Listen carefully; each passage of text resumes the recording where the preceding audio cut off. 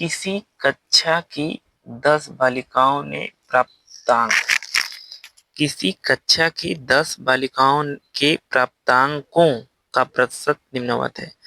तो आपकी 10 बालिकाएं 1 2 3 4 5 6 7 8 9 10 और इनका प्राप्तांक का प्रतिशत कितना है? 67 है, किसी का 55 है, किसी का 57 है, किसी का 42 है, किसी का 73 है, किसी का 75 है, किसी का 62 है, किसी का 61 है, किसी का 74 है, किसी का 33% प्राप्तांक अंक है। ठीक है।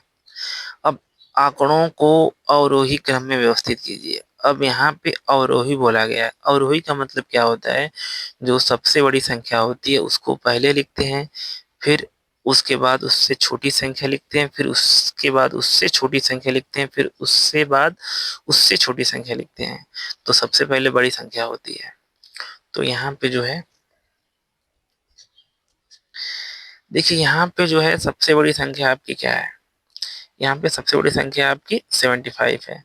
तो इसके लिए यहाँ पे हम लोग सबसे पहले 75 लिखेंगे। 75 दूसरा तो है नहीं, नहीं है। 75 के बाद आपका इससे छोटी संख्या क्या आती है? 74। तो 74 और कहीं नहीं है, बस एक ही है।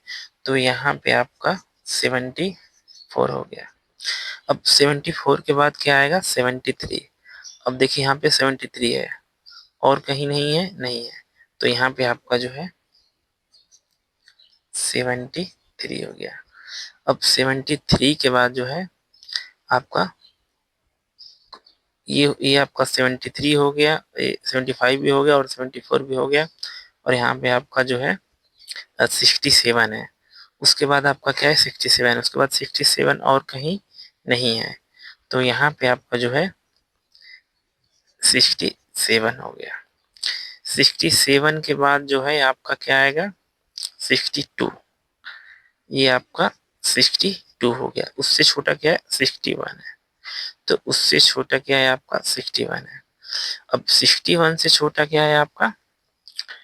57 है। तो यहाँ पे आपका जो है, यहाँ पे 57 हो जाएगा। 57 से छोटा क्या है आपका? 55। तो यहाँ पे आपका जो है 55 हो जाएगा। अब 55 से छोटा क्या है आपका? 42। तो यहाँ पे आपका 42 हो जाएगा। 42 से छोटा क्या है आपका? 33। तो यहाँ पे आपका 33 हो जाएगा और ये आपका उत्तर हो जाएगा।